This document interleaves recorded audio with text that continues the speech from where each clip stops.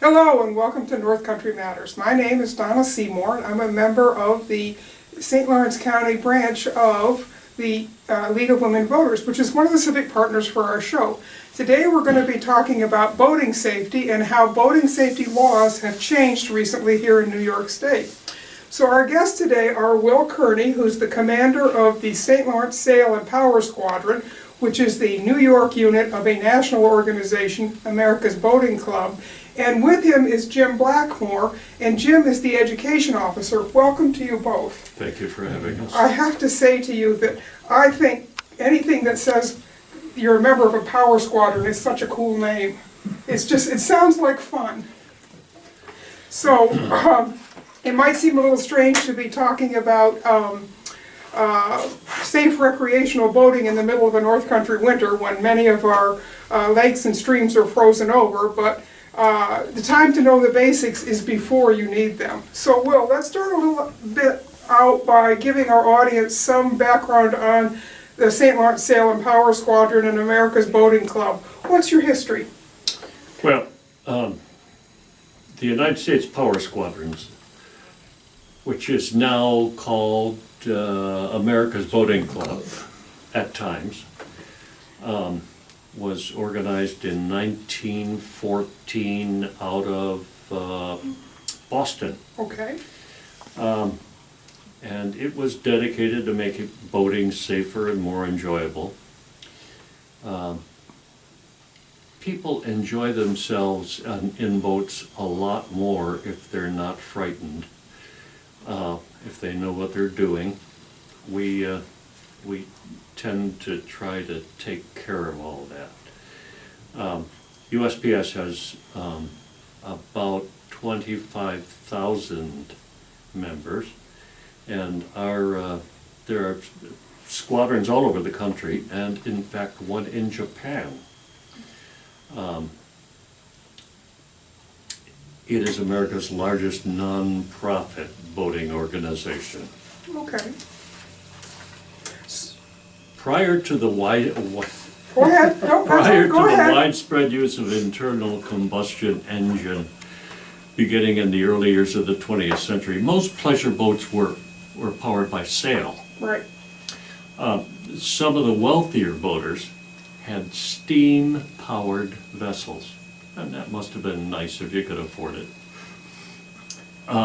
Then came the automobile and the national romance with gasoline engines. And of course, you gotta have, somebody's gonna hang one of those engines off the back end of a boat. And that's what happened. Mm-hmm. They wanted to go fast. What we would call their engines now are smoky, underpowered, noisy inboards and outboards. And, well, they of course ran into a whole lot of trouble because they didn't know what they were doing. And UPS arrived with a deal to teach them a whole new curriculum regarding care and feeding of the new critters. And for 100+ years, we've been doing that. Mm-hmm. In the North Country, our dedicated members deal with the pleasures of marine travel more than just going out and sitting on a boat, although we do that too. And we teach a curriculum of boating courses, safety courses, navigation, maintenance that will enhance boating pleasure and open a whole new world of travel. We'll inspect your boat. Got a boat? Mm-hmm. Yeah. We'll inspect your boat once a year so that you don't run in trouble with the Coast Guard. So you're talking there about boats that are on the St. Lawrence, which is an international waterway, correct? Exactly Yeah. right. Exactly right. And we'll teach you what to look for in the sky to get you home before the lightning storm. We'll show you how to use charts to plan your trip ahead of time and how to get the most from your GPS and your fathometer. So boating technology has changed a lot, as well as boating motors, hasn't it? Yes, it has. Yes, it has. And because of that, it requires a lot more maintenance and a lot more look ahead. We will we'll help you bring it up in the spring and tear the tarps off it, and just before the winter, we'll help you put it away Safely, safely, yes. so it doesn't have holes in the bottom when you fire it up. In the wintertime, we can teach you to find your position on the face of the earth or the top of your snow pile by looking at the stars. Before all that, we'll be glad to help you get a boat operator's license. Great. Talking about boating safety, I have to tell a story on my husband. When he was a young teenager, he went out in a boat with a friend of his, and he was not a swimmer. So he was always a little nervous on the water and worried. And this was back in the days when this boat had a small outboard motor that didn't have an attached gas tank. The gas was actually in the motor. So of course they got out in the middle of the river and they ended up running out of gas. So his friend said, "Oh, I can fix that." And he took a gas can and he started to pour gas into the top of the motor. Well, exactly, you know exactly what happened. There was a flash and there was a fire.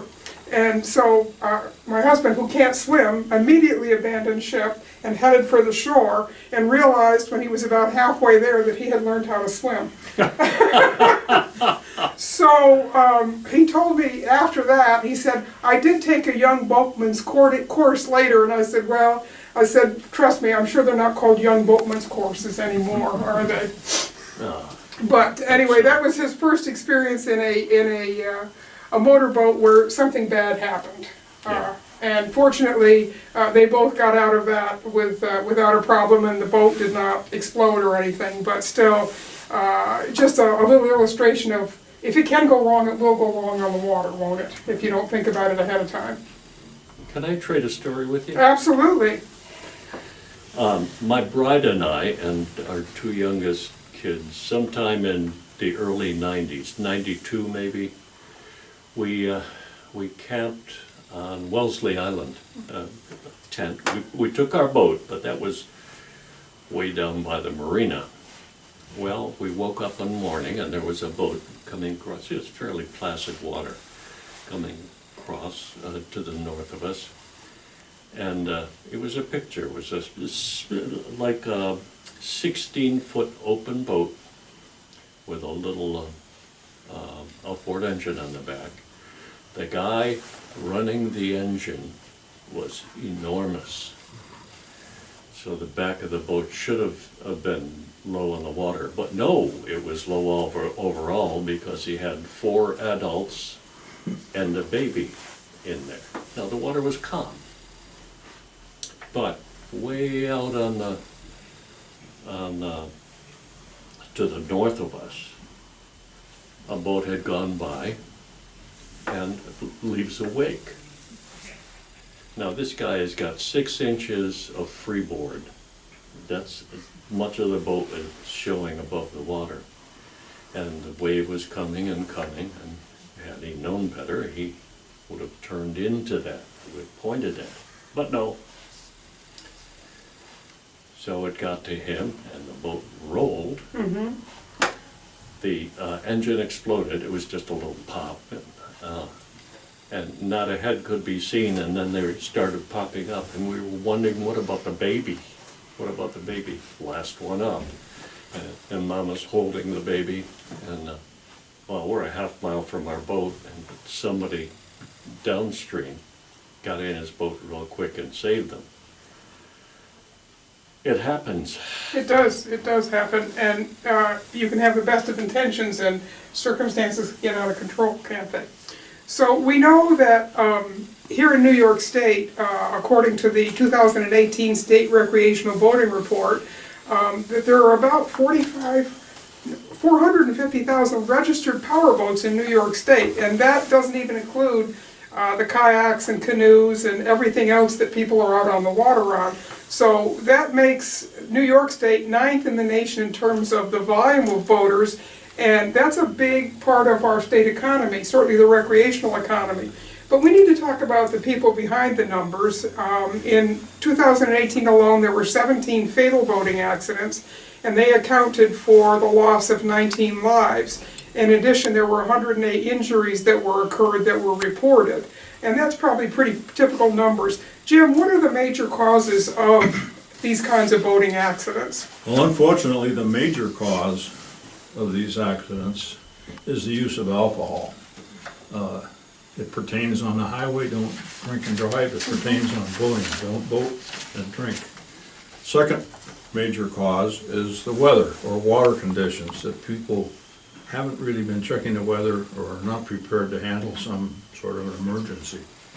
And the fatalities that occur are caused most prevalently by drowning. Most people that you find that have drowned, unfortunately, were not wearing a life vest. And we're pushing that very hard from our organization to get people to wear these. Yeah, there's a lot of personal flotation devices that are out there. I can remember when I was a kid, a lot of times you had a cushion that was supposed to be a PFD, and when you went out of the boat or the boat went out from underneath, you were supposed to grab this cushion and that was going to save your life. But they seem to be pretty good cushions, but not very good life vests back then. So I don't know what you're saying. So one of the things that we know is that whenever there's a law that's named for somebody in New York State, there's usually means there's a tragic story behind that law that prompted lawmakers to do something. Jim, can you give us the story behind Brianna's law, which is the newest New York State boating law? Well, it's a horrific story. This young girl from Long Island, Brianna Lineck, was killed in 2005. And it was done because another boat was going very high speed and literally came up on top of the boat in which Brianna was riding and killed her instantly. Subsequent to that, her mother, Gina, started lobbying to get better safe boating legislation passed. And this year, she's been successful. We've had new legislation come in.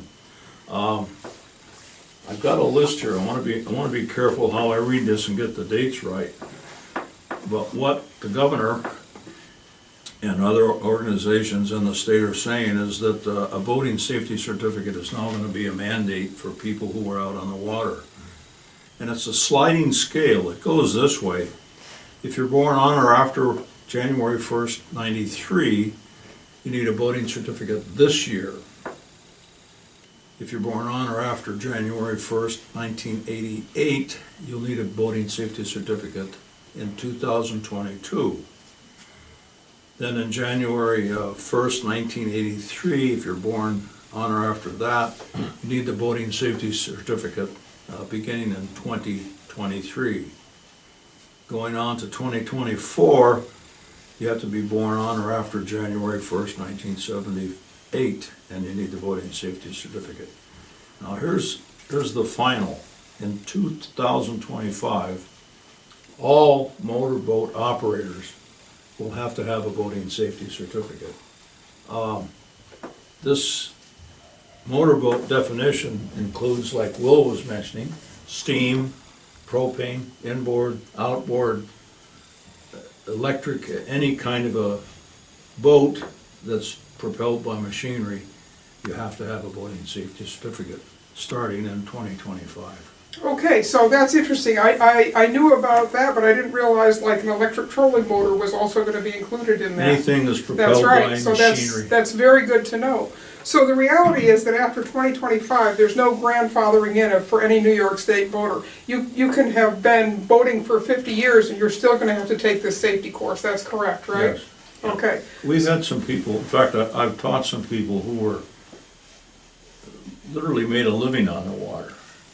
That they were salvors and marina operators, and they were taking the course, not because of a law, just because they wanted to have that certificate. After people take our course, they can get an insurance discount, and that's important to some Okay, people. yeah, right. Same thing that happens with automobiles, is that the more safety courses you take, the better deals you get when it comes to that kind of stuff. Right. But even these folks, who were very candid with me, said, you know, I did pick up quite a bit in this course, stuff that I hadn't thought about. So are you anticipating having any trouble convincing folks, even more mature boaters, that this is a good idea to take? And, you know, obviously if it's a requirement, they'll have to take it, but people sometimes don't always respond well to requirements, so. Well, we try to explain why it's important. You know, that'll make boating safer, it'll make them safer, it will make, hopefully, more enjoyable boating for them. I guess in a final analysis, if they don't buy what we're saying, they've got to go to New York State Parks and complain to those people, because it's going to be the law. Right. And there will be, there'll be fines attached with this if you don't have that certificate and you're supposed to. And there will be checks out on the water when there's like a DEC or somebody like that that's out on the water looking for Yes. licenses, they'll be checking. Yes. Right, okay, good. So, talk to us a little bit, guys, about what the mechanics of the boating safety course is that your organization provides. What can people expect to learn while they're taking this course? I'd like to say it's fun. Well, At least. Yeah, it is.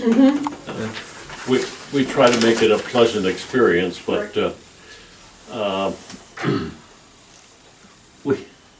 we cover the whole gamut of getting started with a boat. How to put the key in, which way to turn it, and how to back it up with a pickup truck without losing the truck, as well as putting the plug in. We go right from the very beginning to teach the skills, just the basic skills of boating. It by no means is going to teach them everything that they should know to be experienced boaters, but we can handle that downrange with some other courses. Yeah, it's important to mention that our America's Boating Club doesn't offer just the America's Boating course. We have courses in a number of things, all relating to boating, and we offer seminars and webinars online for that too. Okay. So we've got a large gamut of learning opportunities for the public. So what does it cost to take this boat course? The two courses that we're offering, the online course is $34.95. The classroom course is $40, but in that classroom course, you get a textbook, Okay, which is pretty comprehensive. It's a good reference book to keep. And from Parks and Recreation, we get booklets called The Boater's Guide for New York State, and we make sure that everybody has one of those as well. So there are some real benefits in the classroom, and there's some other ones that are a little more subtle. First of all, you get the interaction between people, you get the feedback, you get the questions and answers, whether they're spontaneous or related to the property at hand. So we kind of like the classroom. sure.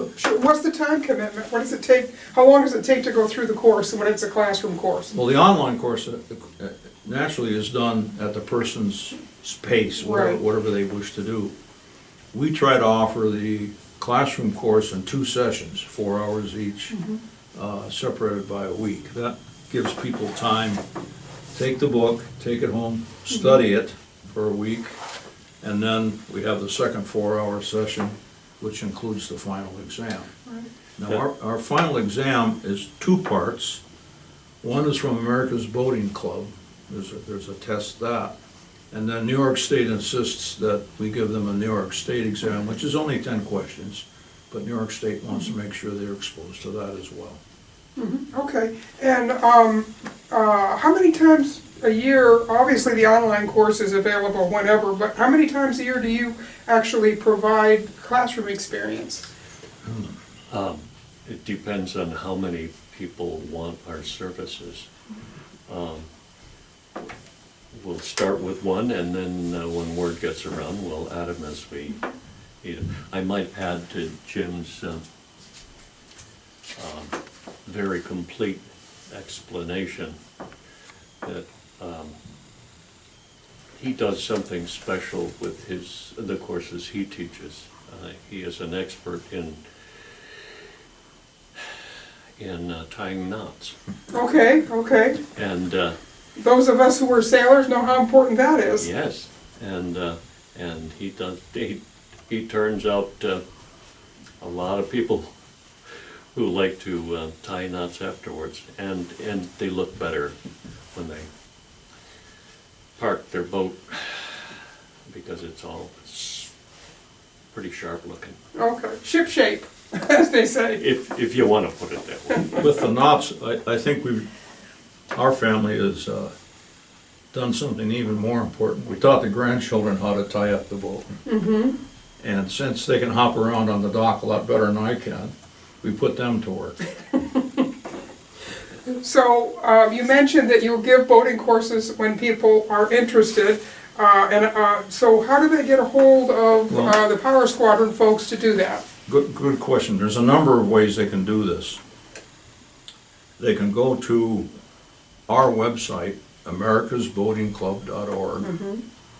and find our squadron and see what's going on that way.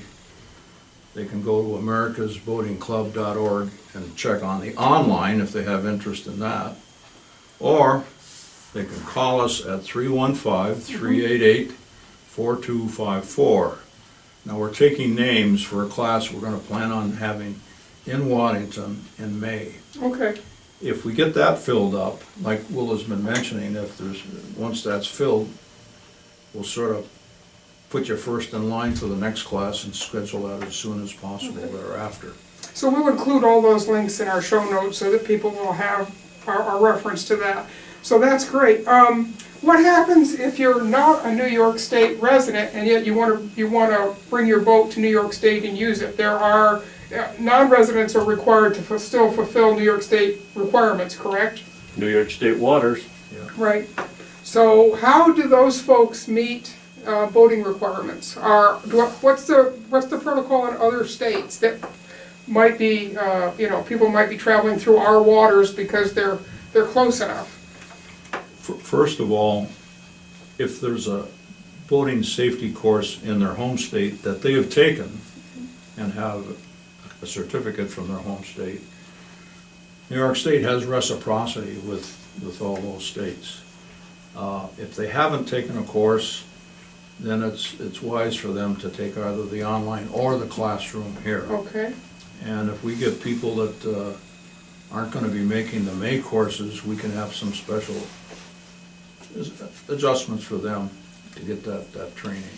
Now, I know there's states that don't actually require boating safety courses for people who are on the water in their own state. So it's really incumbent on the boater to check and see what the laws are going to be in the place that he's going to, correct? Yes, and that goes both ways for New York Right. State people going some other state.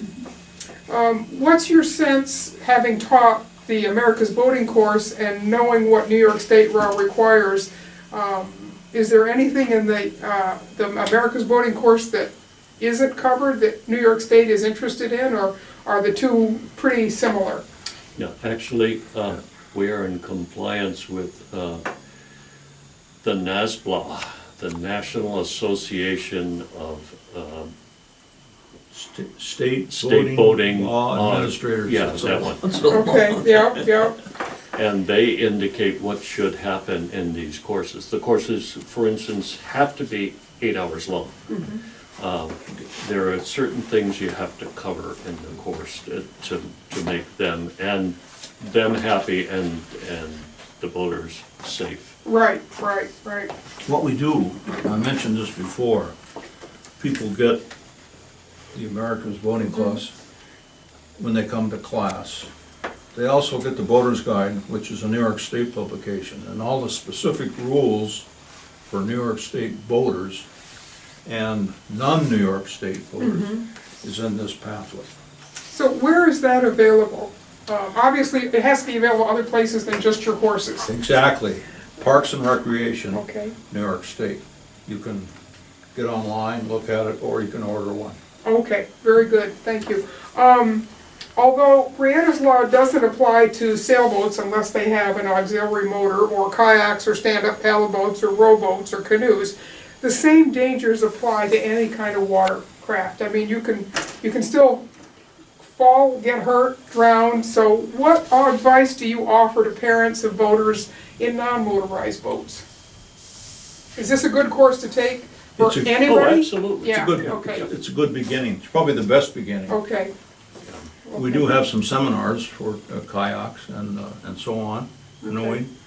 And they could take that or even study that independently at home if they wanted to. So if you take the online course, is this book available as part of that, or No, no? So this has to be purchased separately or as part of one of your courses? yes.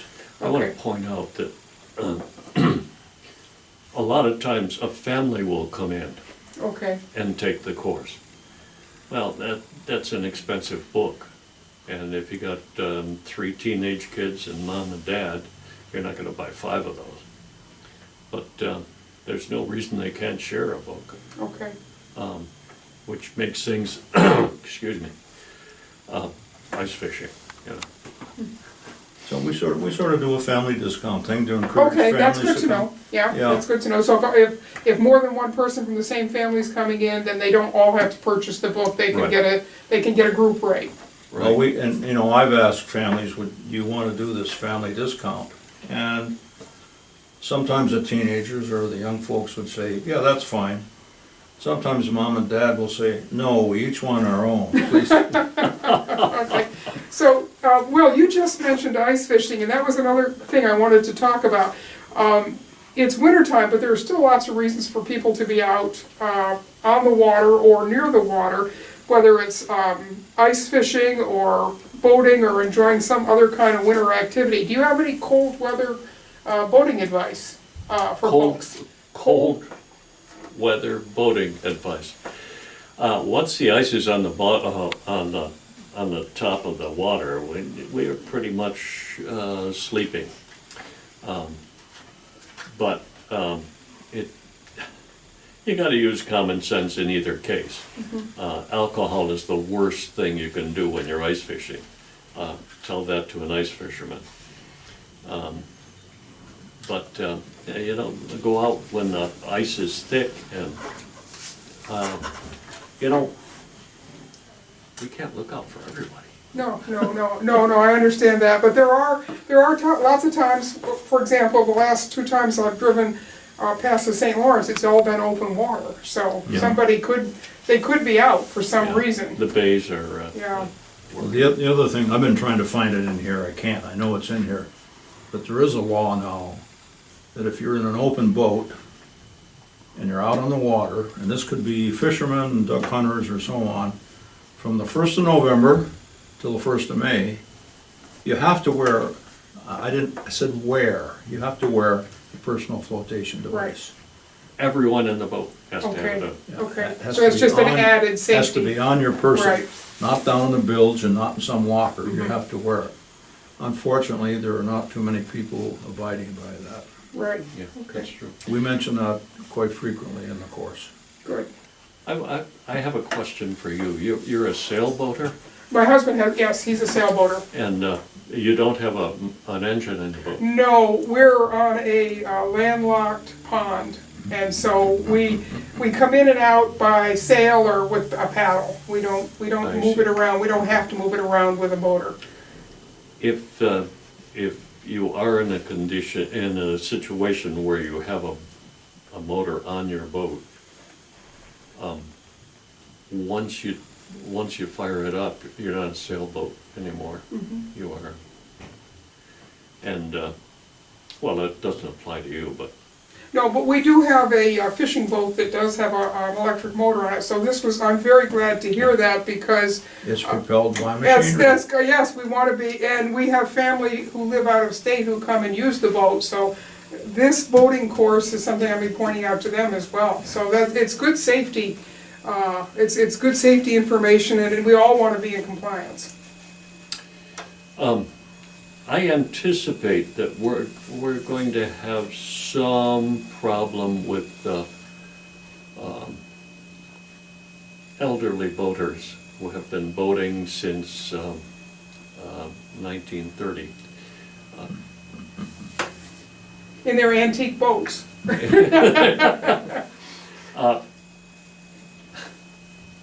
They had the same problem when the automobile was new, you know? Everybody has to be responsible.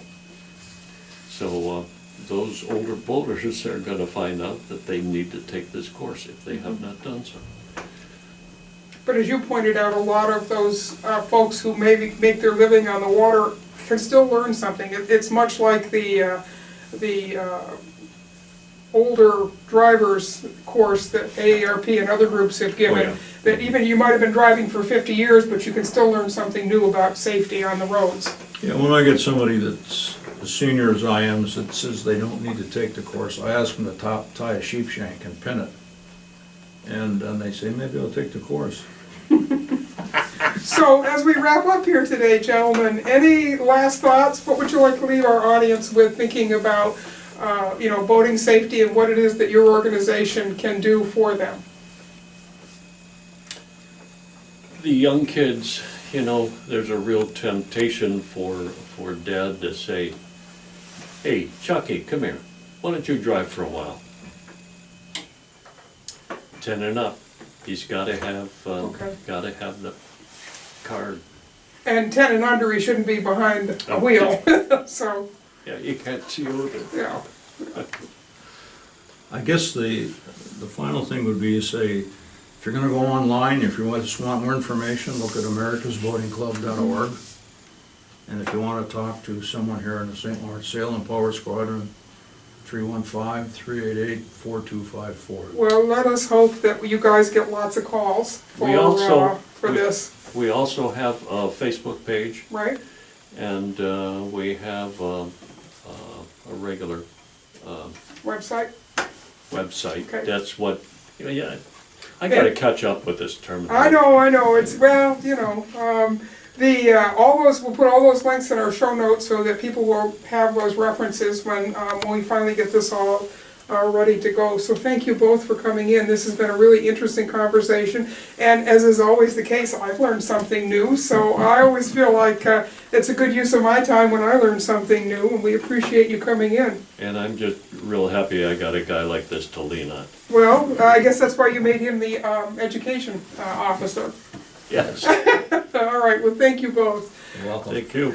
These conversations are a production of North Country Matters, which is filmed here in the Potsdam Public Library, Fred W. Cleveland Computer Center. The show is a civic collaboration between the Potsdam Public Library and the League of Women Voters of St. Lawrence County. Until next time, remember, our North Country matters. Thank you.